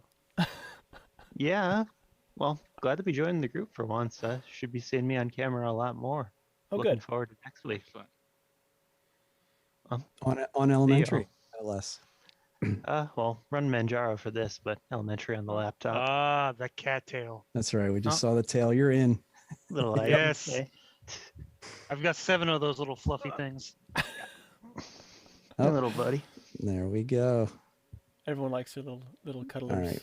Well, thank you for joining. It's always great to have some new faces jump in. Yeah, good to see y'all. Definitely. Well, I want to thank you all for joining, both in the Zoom meeting and on the YouTube stream. I'd like to thank Rocco once again for starting the BDLL community.